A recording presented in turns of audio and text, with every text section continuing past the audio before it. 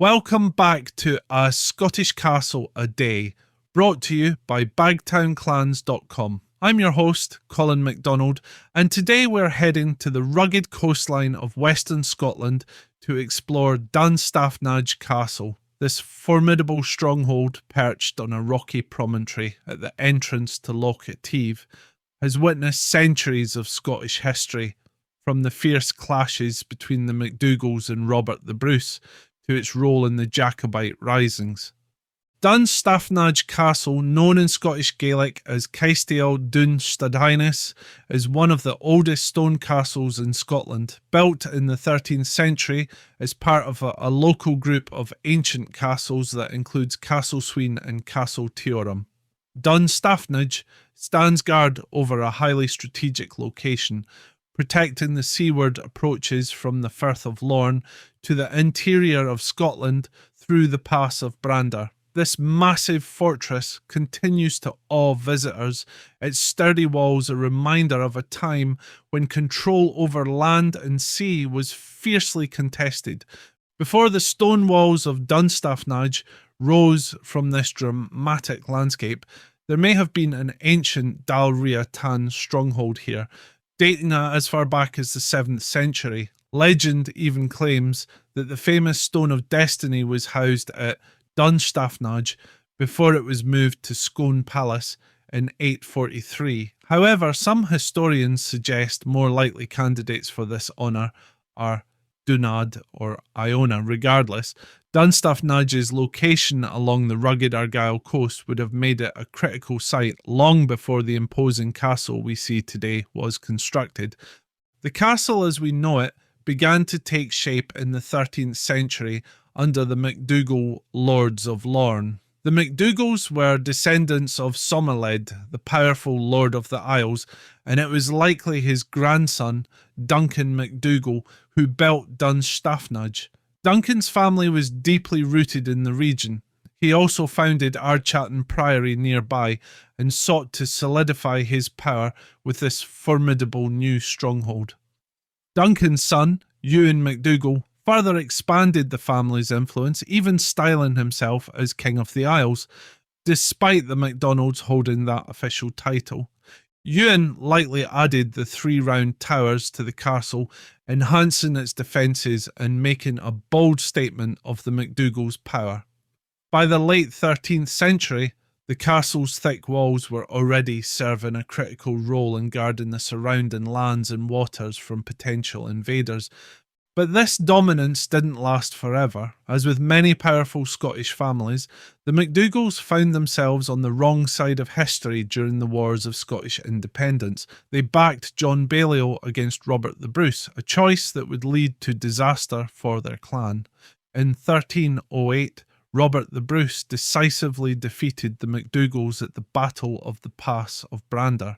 After his victory, Bruce laid siege to Dunstaffnage, and the castle fell into his hands. However, unlike other castles he captured, Bruce did not destroy Dunstaffnage. Instead, he saw its strategic potential and appointed a constable to maintain the fortress as a royal stronghold. Following its capture by Robert the Bruce, Dunstaffnage became a crown property. Over the centuries, it passed through the hands of various keepers and saw continued use as a royal fortress. James I seized the castle in 1431, and it became a base for royal expeditions during the 15th and 16th centuries, especially against the MacDonalds, the clan Campbells' old rivals. The Campbells themselves took control of the castle in the late 15th century, after James III granted it to Colin Campbell, the first Earl of Argyll. Under the Campbells, Dunstaffnage continued to serve as a key military site. During the Civil War, the castle withstood attacks, and it was later burned by royalist forces in 1685 after the failure of the Earl of Argyll's rebellion against James VII. Yet, through it all, Dunstaffnage stood firm. It even played a part in the Jacobite risings of 1715 and 1745, when government troops garrisoned the fortress. One of Dunstaffnage's most famous prisoners arrived in 1746, Flora MacDonald. After aiding Bonnie Prince Charlie's dramatic escape from the British, Flora was captured and briefly imprisoned in the castle before being sent to the Tower of London. Her time at Dunstaffnage was short, but it adds to the castle's rich tapestry of historical events.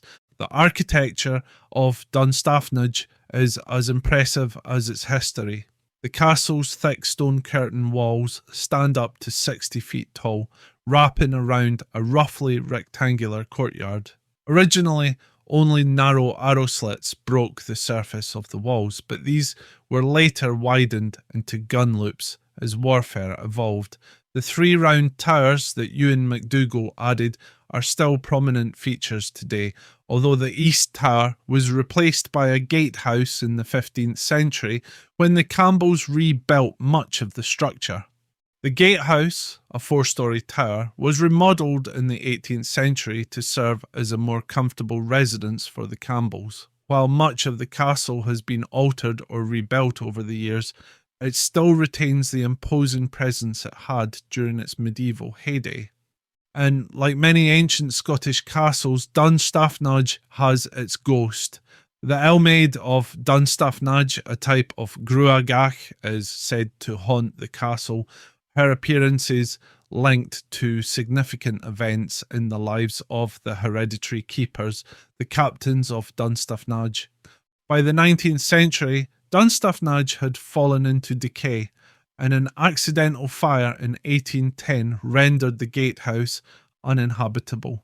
The hereditary captains ceased to live in the castle, moving instead to a nearby residence. Restoration efforts began in the early 20th century, but it wasn't until 1958 that the castle was handed into the care of the state. Today, Dunstaffnage Castle is maintained by Historic Environment Scotland and remains open to the public.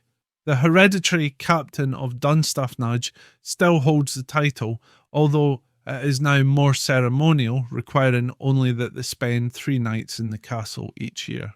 Today, Dunstaffnage Castle remains a symbol of Scotland's turbulent history, a silent sentinel on the Argyll coast. Whether you're drawn by its dramatic location, its medieval architecture, or the fascinating stories of the people who lived, fought and died within its walls, Dunstaffnage Castle is a must-see for anyone exploring the rich history of Scotland. Thank you for joining us on today's episode of A Scottish Castle a Day. We hope you've enjoyed this journey through the halls and history of Dunstaffnage Castle. Be sure to tune in tomorrow as we explore another of Scotland's grand castles. I'm Colin MacDonald, and until next time, Slán go foil.